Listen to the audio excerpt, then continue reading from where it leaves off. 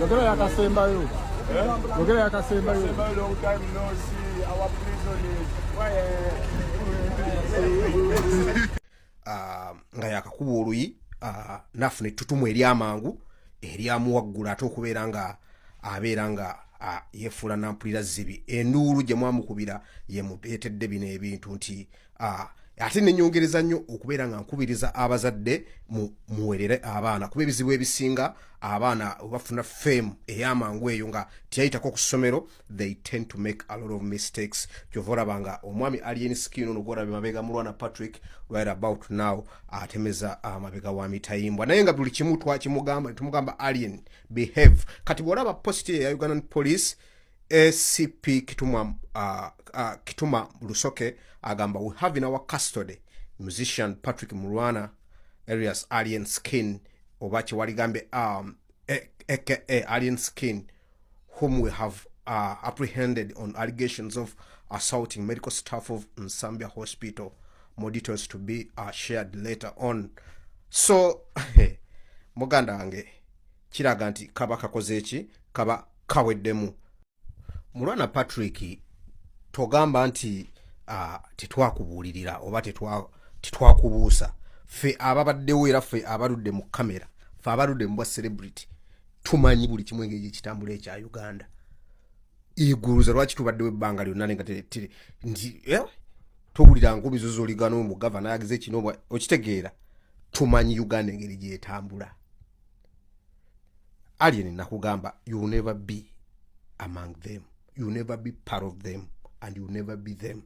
Tewampuliriza gwe bakuwa SFC gwe walowooza mbu ofuuse mwana wa mukungu kati amateeko badde gatwalira mu ngalo tukulabula tukugamba genda sipiidi ntono okoppa bintu bya sipapa okoppa bintu bya sobi tolina mpisa otambula okuba abantu oli wakuba ababodaboda okuba abantu ku bivulu abaana bo bayingira mu bantu mu bivulu ne babakuba mubagadinga bosi mukanda wange kati omwana wuno yagende wabadde mpulira mbu wabadde olivansinga n'otomera ono omwana mukazi wa generation yabyogedde ku live ze mbu wabadde olivansinga n'otomera ono omwana mbu n'omutwale wa n'omutwale ensambya mu kumutwala ensambya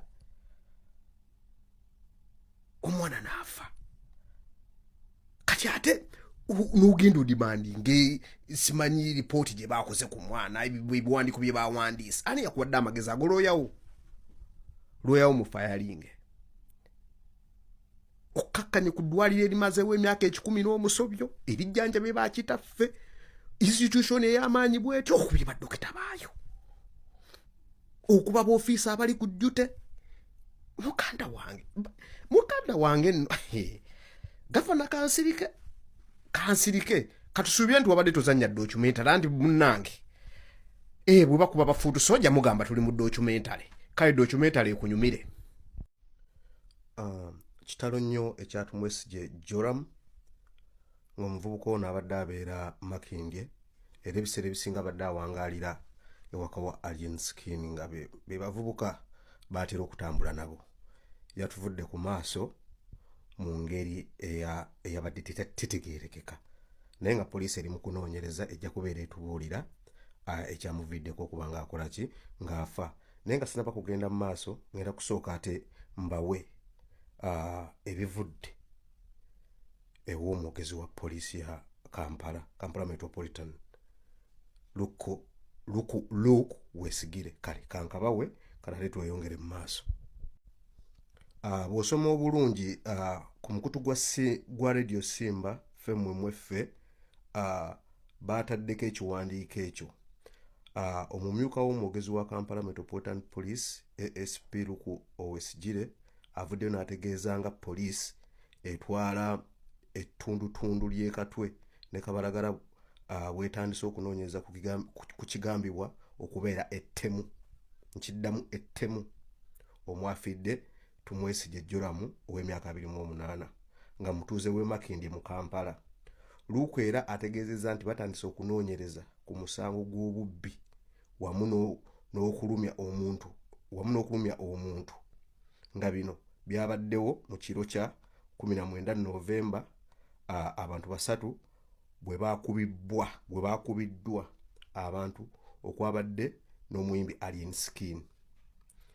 Nga bano kuliko Dr. Matovu Zaidi, Muyanda Anthony ne Odong Alex nga bano bakuumi ku ddwaliro Ensambya. Kigambibwa nti Tumwesigye yaleeteddwa abantu 6 abatannategeerekeka nti wabula n'afa oluvannyuma lw'essaawa emu. Oluvannyuma lwa Tumwesigye okufa, omuntu omu eyategeerekese nti Alien Skin yazze ng'ayagala empapula kwe bajjanjabidde omulwadde nti era bwe bataazimuwadde nti ekibinda kye kyakubye omusawo wamu n'abakuumi oluvannyuma ne badduka.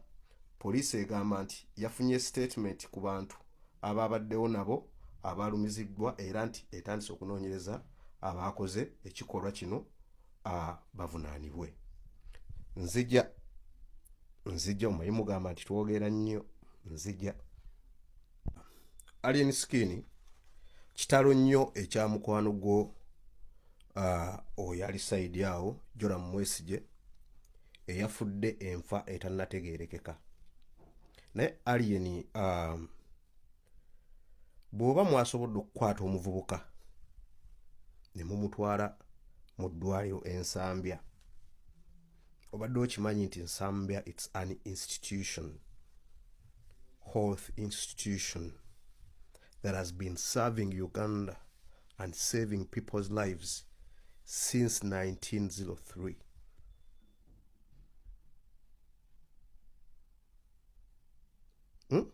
Okuviira ddala mu 1903.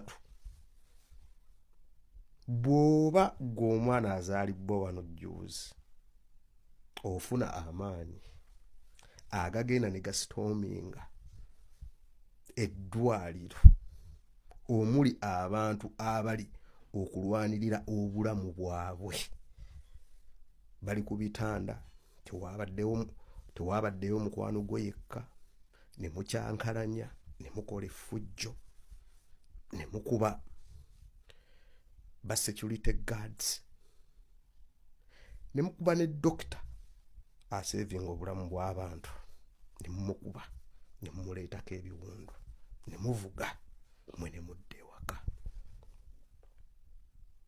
Alien ebikyamu okoze bingi,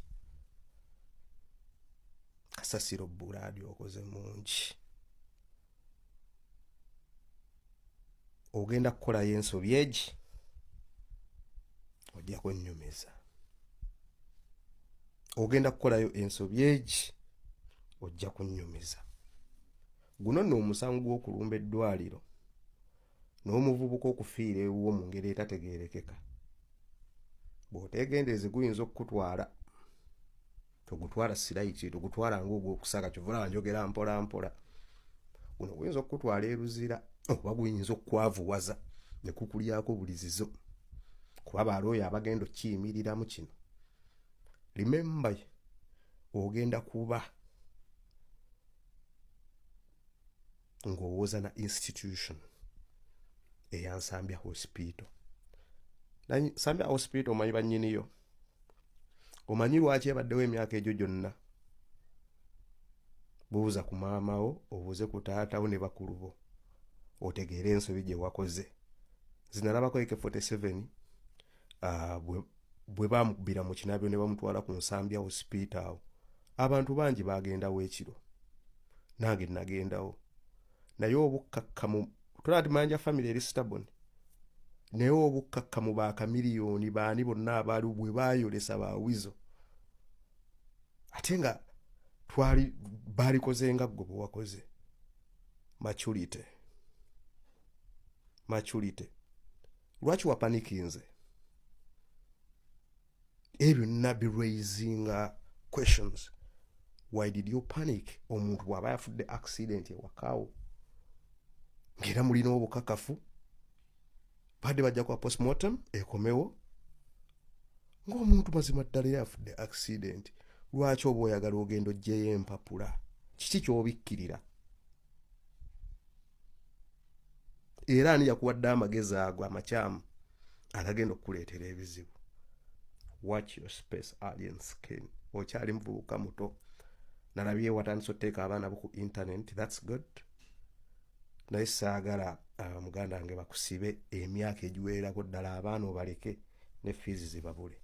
Sigadde nze Gavana S. Chocolate Boya.